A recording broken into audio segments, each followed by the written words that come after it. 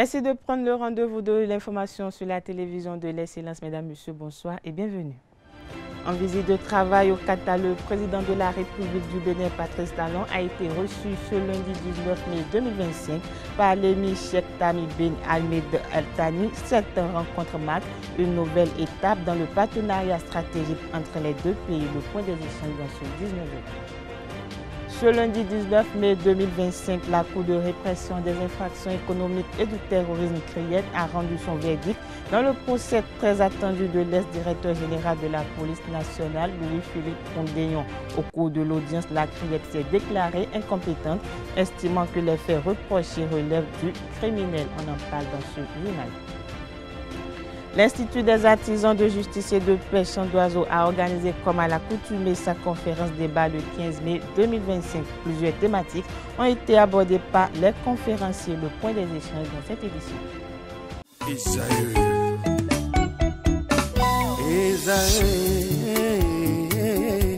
Vous recherchez une école de référence pour une double formation universitaire et professionnelle de qualité? Voici l'opportunité à ne pas rater. L'École supérieure d'administration, d'économie, de journalisme et des métiers de l'audiovisuel ESAE vous offre des programmes d'enseignement en licence et en master orientés vers l'emploi qui font d'elle une référence à travers les filières de l'administration générale et territoriale, l'administration du travail et de la sécurité sociale, droit, diplomatie et relations internationales, administration hospitalière, universitaire et intendance, journalisme et métiers de l'audiovisuel et toutes les filières des sciences de gestion. Une seule adresse, www.esae.bj.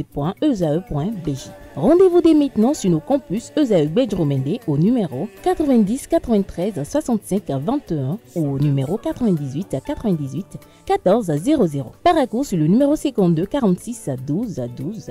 Aboumé-Calavi au numéro 52 88 44 44. Akpaka au numéro 52 88 33 33.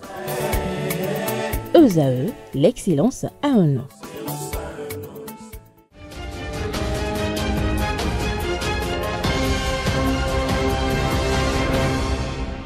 À nouveau, bonsoir. Le président Patrice Talon a été chaleureusement accueilli au palais Amiri Diwan ce 19 mai 2025 où il a rencontré son Altesse Cheikh Tamim bin Hamad Al Thani, émir de l'État du Qatar. Cette rencontre de haut niveau a offert une occasion précieuse pour des échanges approfondis sur le renforcement de la coopération bilatérale entre le Qatar et le Bénin dans divers domaines d'intérêt commun. Les discussions ont permis d'explorer des aventures pour intensifier les partenariats économiques, diplomatiques et culturels. À l'issue de cette visite, plusieurs accords significatifs seront signés, consolidant ainsi les liens stratégiques entre les deux nations. Plus de détails dans cette séquence vidéo.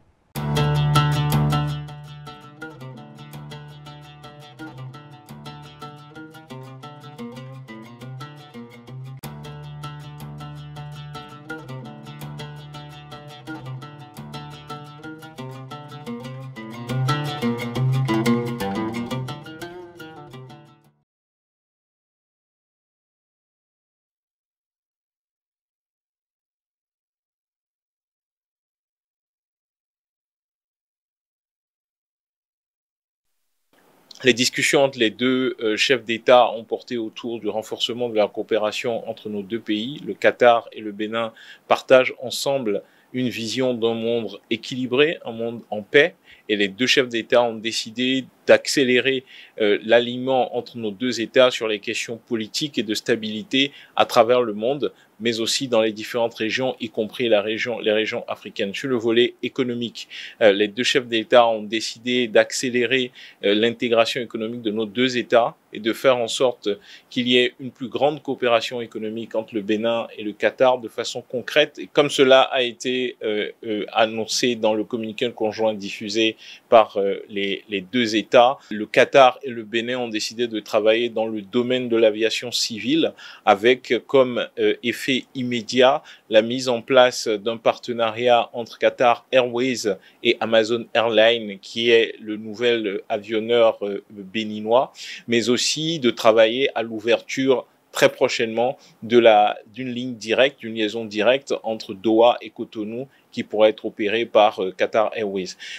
D'autres domaines d'investissement économique ont été également abordés et feront l'objet d'un développement conjoints par des équipes et comités techniques mis en place par les deux chefs de l'État. Dans le domaine de la culture, qui est un élément essentiel de la politique et de la volonté de rayonnement du Bénin, les deux chefs d'État ont décidé d'accélérer la coopération entre nos deux pays via nos différentes instances muséales et bien entendu, cela pourrait déboucher très prochainement sur une présence ici au Qatar d'œuvres des artistes béninois pour présenter une fois et révéler au monde la scène artistique béninoise. Donc, somme toute, une première partie de cette visite très productive et qui rehausse le niveau de partenariat entre l'État du Qatar et la République du Bénin.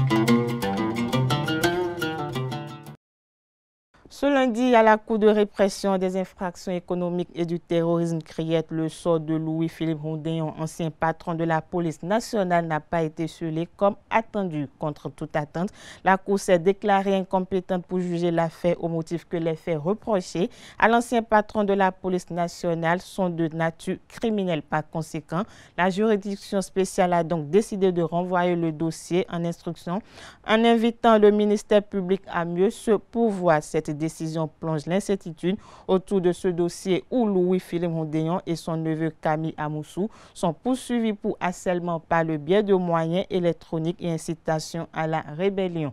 Pour rappel, au cours de la précédente audience, le parquet avait requis 2 ans de prison ferme et 2 millions de francs CFA d'amende contre Louis-Philippe Rondeyon. Par contre, il a demandé la relâche pure et simple de son co-accusé. Restons toujours dans le même registre dans l'affaire de corruption liée à l'obtention du récépissé provisoire du Parti Le Libéral. Une nouvelle arrestation secoue les milieux économiques. Achille Tépoin, homme d'affaires connu pour sa fortune et sa discrétion, a été interpellé le vendredi dernier par la brigade économique et financière BEF. Son nom revient avec insistance dans l'enquête visant Richard Boniworo, arrêté le jeudi 15 mai 2025. Selon les informations recoupées, la justice cherche à comprendre les liens étroits entre Achille Tépoin et le chef du parti Le Libéral, Richard Boniworo. L'accusation ne se limite pas au seul fait de corruption.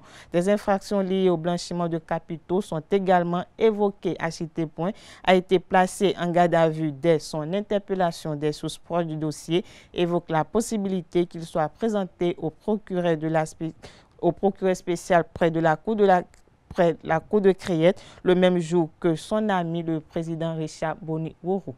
Le Bénin a accueilli le 27e trésor royal après se restituer par la France en 2021. Le cataclè, un tabouret emblématique du royaume de Dahomey, constitue un symbole qui symbolise l'humilité du roi. Dans certaines circonstances, les Béninois de la diaspora ne sont pas restés insensibles à cette actualité. Suivons-les. Déjà, nous remercions le président Patrice Talon qui, depuis son accession au pouvoir, a décidé à ce que des objets royaux, des arts royaux de notre pays reviennent à nous. Et cela est un comportement très patriotique que nous applaudissons et nous le remercions infiniment. Que les membres de nos ancêtres l'accompagnent, l'assistent et lui donnent la longévité. Aujourd'hui, nous avons le retour du cataclè, qui est quand même un tabouret très symbolique pour le prince, parce qu'il faut passer de l'étape du prince avant d'aller à l'étape du roi. Et je crois que ce cataclè qui est pour le roi Béhanzin, c'est sur ce cataclè qu'il était assis avant qu'on ne lui fasse les cérémonies pour devenir roi. Et c'est quand même un tabouret très mémorial qu'on ne pourrait pas oublier. Et si cela revient encore dans le patrimoine béninois, je crois que nous ne pouvons que l'applaudir et remercier les membres de nos ancêtres pour que ce tabouret nous revienne ainsi. Nous tenons à remercier quand même les autorités européennes aussi qui ont voulu vraiment une très bonne collaboration afin que nos objets d'art, nos objets royaux reviennent chez nous. Et nous profitons aussi pour dire à tous les Béninois d'être fiers de ce retour de quelques objets royaux qui font quand même la fierté de notre pays, qui font la fierté de notre culture et qui font également grandir notre tourisme. Merci à vous et sachez tout simplement que ce n'est qu'un début du commencement et tout autre président qui viendra, je crois qu'il fera aussi de la sorte pour que tout ce que nous avons, qui se retrouve un peu partout dans le monde entier, qui sert de tourisme aux autres, revienne chez nous pour que notre tourisme puisse se développer. Certains peuvent percevoir le retour du Kataklè comme un non-événement, comme quelque chose d'insignifiant, quelque chose qui n'a pas d'importance. Bon, mais ce serait une erreur. Pourquoi? Parce que ce Kataklè a été imaginé et dessiné par un artiste du Bénin, par un fils du Bénin, et donc quelqu'un qui a participé à l'histoire du Bénin. D'accord? Donc le retour de ce Kataklè, n'est-ce pas, c'est le retour d'une partie de l'histoire du Bénin. C'est pareil pour les 26 œuvres. C'est le retour d'une partie de l'histoire du Bénin. Comment peut-on réécrire l'histoire du Bénin? Comment les historiens de chez nous peuvent reconstituer l'histoire du Bénin si les œuvres sur lesquelles ils doivent se baser, si les choses qui doivent les supports sont éparpillées un peu partout dans le monde? Non. Pourquoi? Parce que chaque œuvre a une histoire, donc a un contexte. Donc il a été important que nous, Béninois, prenions conscience de l'importance de ces œuvres. C'est très important. Si on va aller plus loin dans le développement, mais celui qui a imaginé ce Kataklè et qui l'a dessiné, bah c'est un ancêtre de chez moi, n'est-ce pas? Peut-être qu'il y a des gens qui se sont assis sur ce Kataklè. Il y a des gens qui l'ont utilisé. Ça veut dire que ce Kataklè-là contient en lui un monde ancestral, n'est-ce pas? Donc c'est quelque chose qui ne doit pas être banalisé. Ce n'est pas quelque chose qui doit être négligé. Ce n'est pas quelque chose qui doit être négligé. C'est un événement qui doit être célébré par chacun, par chaque Béninois, qui doit prendre conscience que ça doit être un rappel constant pour lui de reconstituer son histoire, de connaître par cœur l'histoire de son pays. C'est très important et j'invite vraiment chacun d'entre nous à aller se renseigner sur ces œuvres-là qui sont encore aujourd'hui éparpillées partout dans le monde. Et il faut qu'on prenne conscience du fait que tant qu'on va avoir ces œuvres-là reparties un peu partout dans le monde, bah, ce sera impossible vraiment de reconstituer l'histoire de notre peuple. Et si on n'arrive pas à reconstituer l'histoire de notre peuple, c'est que c'est considéré que c'est comme si notre peuple n'avait pas d'histoire. Et si on considère que notre peuple n'a pas d'histoire, c'est que notre peuple n'a jamais existé. Ah, nous savons que notre peuple a existé, nous savons que notre peuple existe encore, parce que les mains ancestrales veillent. Mais force est de constater que les œuvres qui ont été imaginées par ces ancêtres-là sont encore réparties partout dans le monde aujourd'hui, n'est-ce pas? Donc il faut que ce soit un événement célébré, il faut que ce soit un rappel, et il faut que les autorités qui sont là aujourd'hui, qui travaillent justement pour le retour de chacune de nos œuvres, continuent à œuvrer pour que nous ayons le retour total de toutes nos œuvres qui sont aujourd'hui partout dans le monde. Nous disons vraiment merci à notre président, notre baobab, Patrice Talon. Nous surtout œuvre d'aller Dion,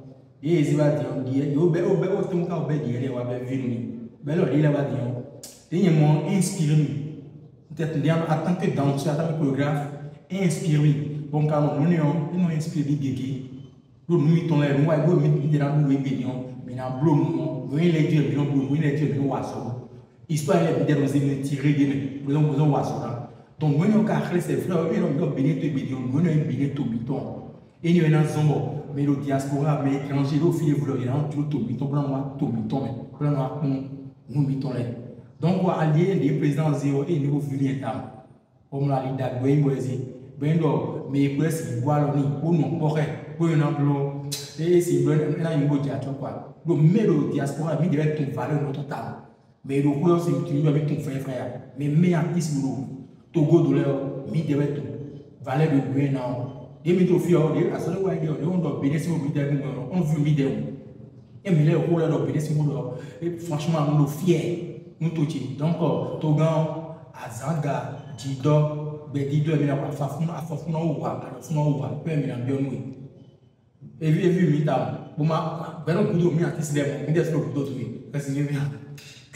Média, dans cette édition, la Haute Autorité de l'Audiovisuel de la Communication a adressé une ultime mise en demeure aux télévisions opérant illégalement sur le territoire béninois via satellite. Le communiqué de presse daté du 16 mai 2025 cible spécifiquement les chaînes suivantes: Noé TV, Power TV, Télé Évangélique Wadedi TV, Amazon, Liberty, Bénin TV, Hope TV+, Chess TV et autres. L'institution en charge de régulation des médias au Bénin leur enjoint de cesser leurs activités sous peine de subir les rigueurs de la loi, notamment le démantèlement de leurs équipements. Leur donne instamment de se conformer à la loi et de cesser leurs activités sans délai. En cas de non-respect de cet ultimatum, la RAC prendra des mesures coercitives, incluant le démantèlement des équipements des télévisions récalcitrantes. Le communiqué souligne qu'il s'agit d'une ultime mise en demeure s'adressant non seulement aux télévisions nommées, mais également à tous les médias émettant illégalement au Bénin. Je l'annonçais à l'entame de cette édition, l'Institut des artisans de justice et de paix Champ d'Oiseau a organisé comme à l'accoutumée sa conférence débat. Le 15 mai dernier, la thématique du jour était l'impératif de la bonne gouvernance pour relever les défis actuels liés à la précarité exponentielle a été débattu par les trois conférenciers: Jacques Ayadi, président du parti Moël Bénin, Jude Lodou, ancien député à l'Assemblée nationale, et Ramlek Gandaro, acteur de la société civile. Le point de ce rendez-vous dans ce reportage avec Anaël Do. L'impératif de la bonne gouvernance pour relever les défis actuels liés à la précarité exponentielle. C'est le terme au cœur du débat du jeudi du mois de mai de l'Institut des artisans de justice et de paix Champ d'Oiseau, IAJPCO. Et pour discuter autour, Jacques Ayadi, président du parti Moël Bénin, l'honorable Jude Lodou, ancien député à l'Assemblée nationale, et Ralmeg Gandonou, acteur de la société civile, ont été conviés. Débat d'idées où, pas en droit, les débatteurs ont chacun exprimé leur appréhension du sujet. La précarité, c'est l'instabilité dans une situation. Et la situation n'est pas forcément une situation mauvaise. Donc, déjà pour moi, placer la précarité comme un problème me pose problème. Et mieux, dire que la bonne gouvernance est la solution à ce qui n'est pas un problème me pose davantage de problème. Si vous regardez bien, à la fin de chaque année, c'est des milliers de jeunes qui sortent des universités. Avec quoi comme réalité, c'est l'incertitude, c'est de la précarité. On ne peut donc pas construire une république, un État sur la précarité. Il faut donc travailler à endiguer la précarité. Et de quelle manière la bonne gouvernance fait partie des stratégies proposées pour y arriver. La bonne gouvernance est liée au processus et résultats politiques et institutionnels nécessaires pour atteindre les objectifs de développement. Le véritable test d'une bonne gouvernance est la mesure dans laquelle elle tient ses promesses en matière de droits de l'homme, droits civils et politiques, sociaux, économiques et culturels. Face aux différents maux, des approches de solutions ont été proposées. Le public riche pour l'occasion a participé activement à cette rencontre. Pour cette assise, l'IAJPCO a apporté une idée à la communauté pour lutter activement contre la précarité par la bonne gouvernance. Pour en contribuer davantage, 2 rendez-vous se fixent pour le mois de juin. Nous nous retrouverons pour 2 instants, 2 dates. Le mois de juin, le 6 juin, il y aura l'atelier des étudiants et des jeunes, ici, toute la journée. Et le 19 juin, nous nous retrouverons pour les cercles de réflexion. Encore un temps d'échange entre citoyens et acteurs. L'Institut des artisans de justice et de paix Champ d'Oiseau, centre de réflexion par cette initiative, contribue efficacement à la réduction de la précarité.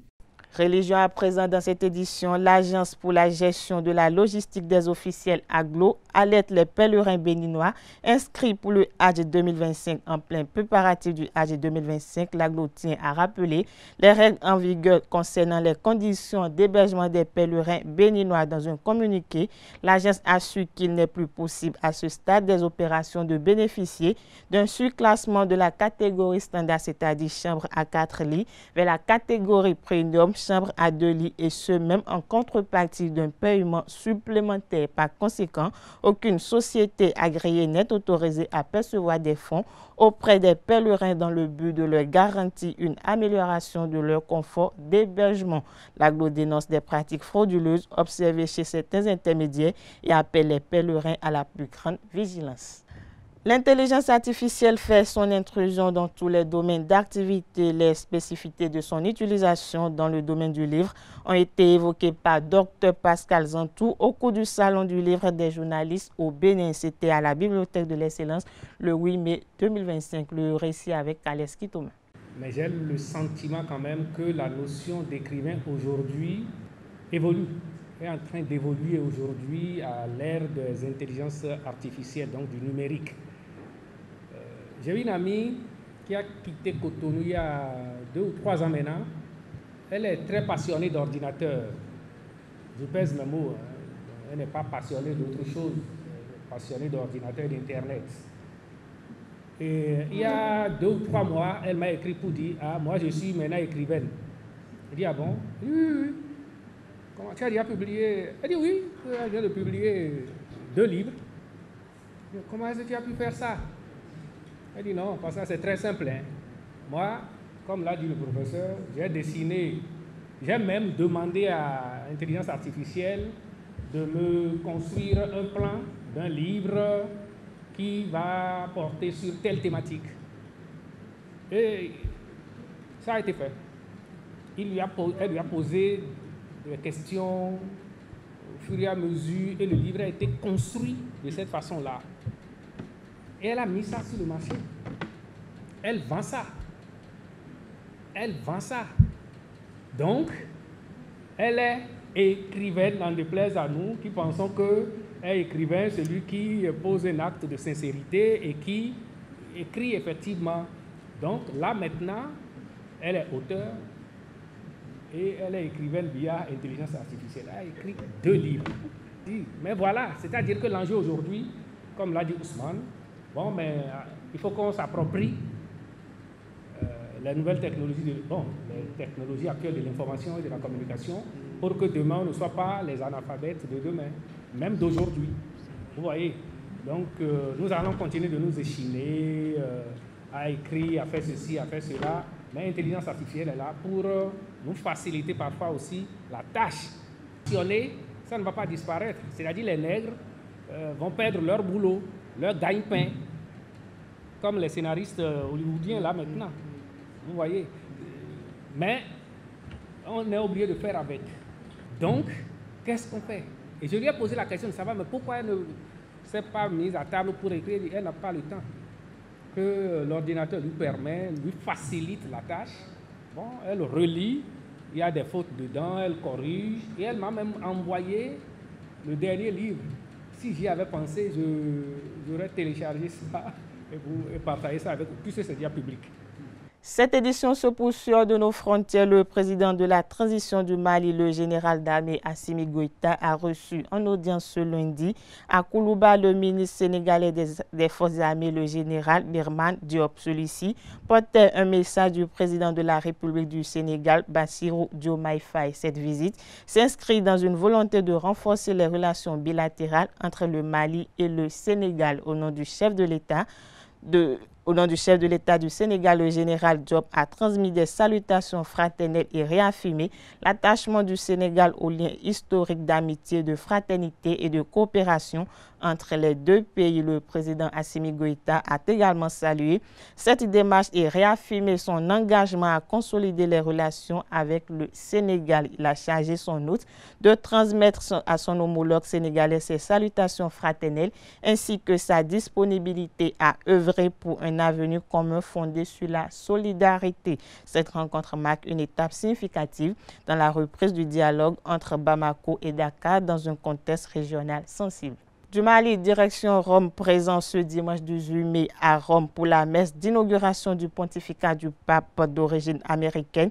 Le président ukrainien a pu compter sur le soutien du nouveau souverain pontife déterminé à œuvrer pour mettre un terme à la guerre. Les premières paroles du nouveau pape sur le dossier ukrainien laissent entrevoir des inflexions après le pontificat de François à l'issue de la messe marquant le début de son pontificat en présence d'un parterre de chefs d'État dont Volodymyr Zelensky. Le pape Léon XIV a prononcé ces quelques mots en public, je cite, « L'Ukraine attend finalement des négociations pour une paix juste et durable ». Preuve de l'engagement du nouveau pape sur le dossier ukrainien. Volodymyr Zelensky est le seul chef d'État avec la péruvienne Dina Boluarte à avoir eu l'honneur d'une rencontre privée avec le pape Léon XIV après la messe d'inauguration du pontificat. Sport dans cette édition, pour boucler, le leader de la poule A, Sonep Dadje Football Club, ne s'arrête plus. Le club du Koufou est venu à bout de l'AS Takouné ce dimanche 18 mai 2025 lors de la 31e journée de la Ligue professionnelle de football du Bénin. Le score du match 2-1, le point des moments forts avec Anaël Vianedo.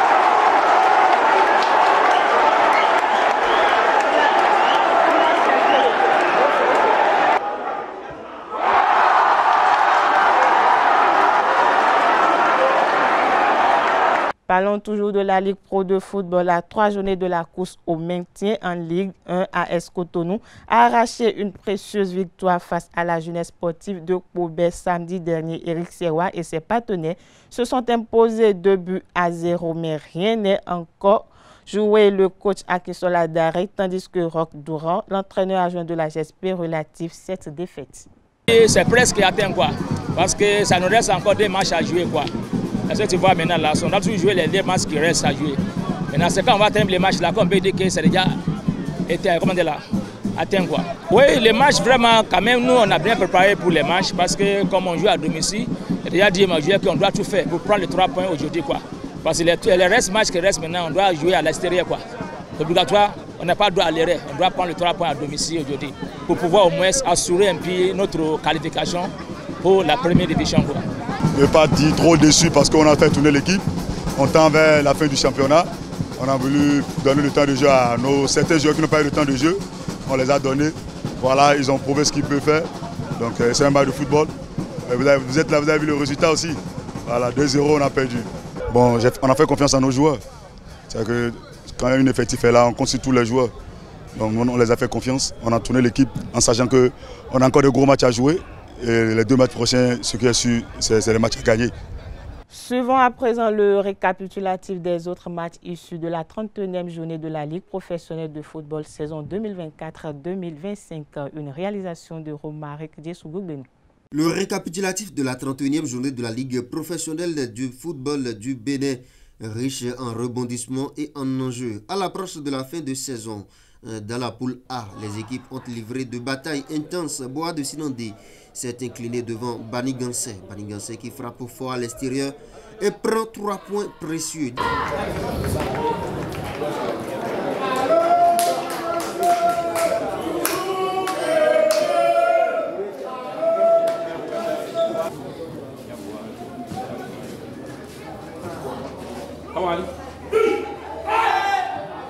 En même temps.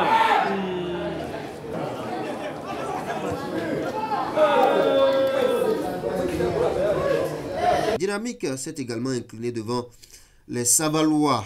Les Savalois qui ont donc gagné la partie en s'imposant 3-0 contre Dynamique.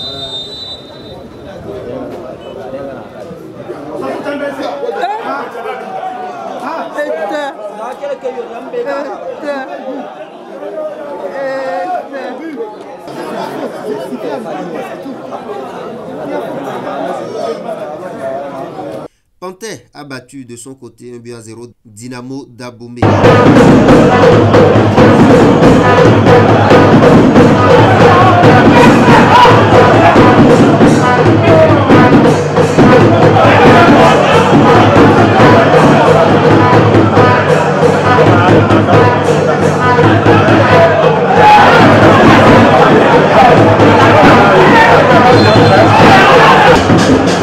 Les Buffles ont battu 1-0 Damissa.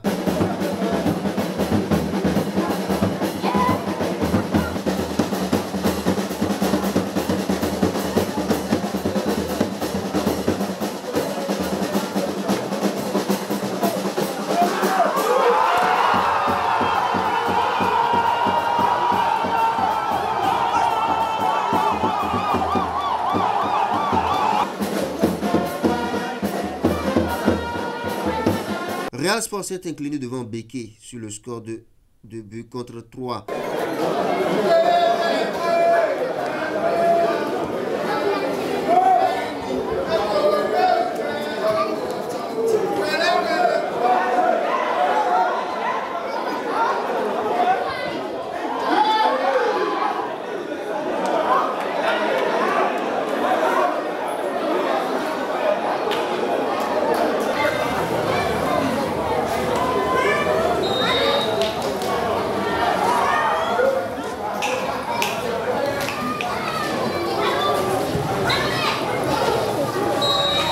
Dadje a pris le dessus sur Takouné, 2 buts contre 1 et se montre solide à domicile.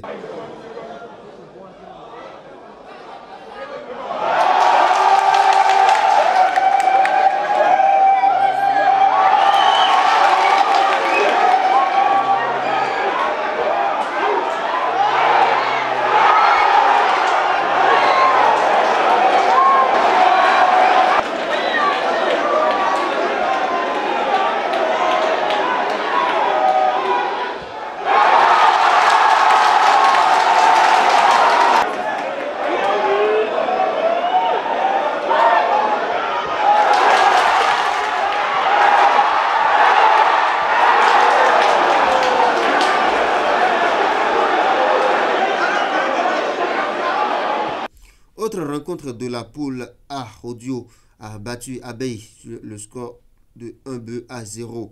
Cavalier a également battu Dynamo de Parakou 2-0. Du côté de la poule B, les filets ont également tremblé. Aziza s'est incliné devant Dragon 3-1.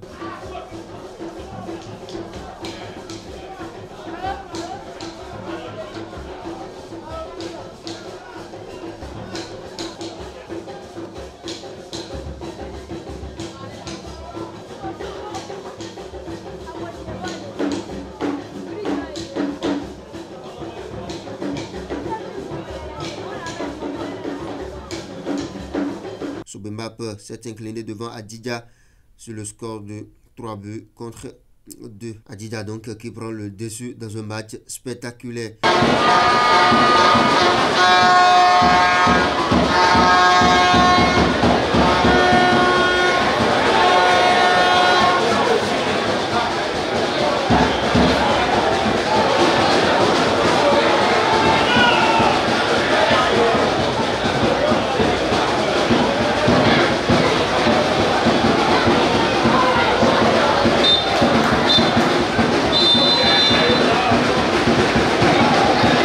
Cotonou s'est imposé devant la jeunesse sportive de Kobe 2-0.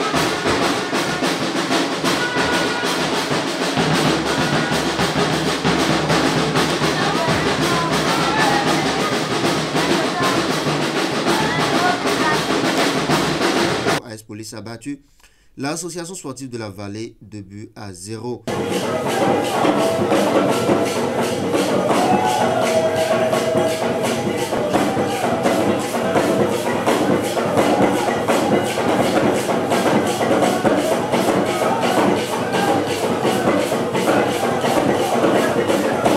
Avranco a pris le dessus sur Aspac 1-0.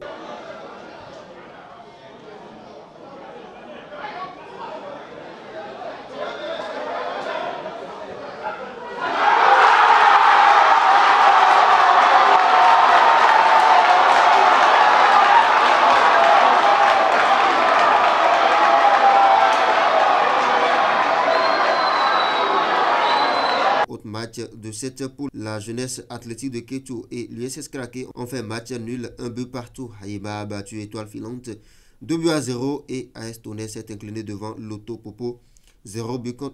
Résultat entre Sitatunga et les Requins de l'Atlantique, match nul, 1-partout. Le classement à l'issue de cette 31e journée se présente comme suite. Dans la poule A, Dadje est premier avec 58 points au compteur. Deuxième, US Cavalier, 53 points. Troisième, Rodio avec 52 points. Quatrième, Damis avec 51 points. Cinquième, Loto Popo avec 51 points également. Espoir est sixième. Septième, Dynamo d'Abomey. Huitième, Buffle du Borgou.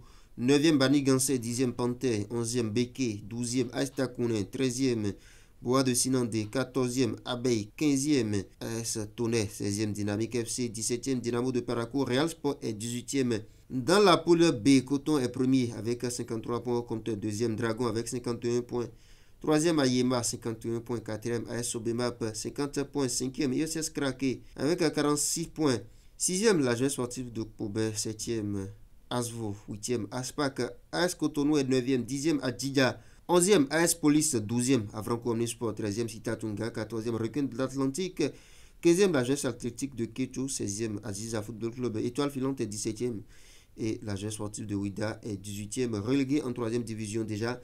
Amoureux du Curon, c'est tout pour le résumé donc, de cette 31e journée. Le week-end prochain, on se retrouve sur les différentes pelouses. Nous jouerons la 32e journée de la Ligue professionnelle de football du Bénin. Sportivement votre.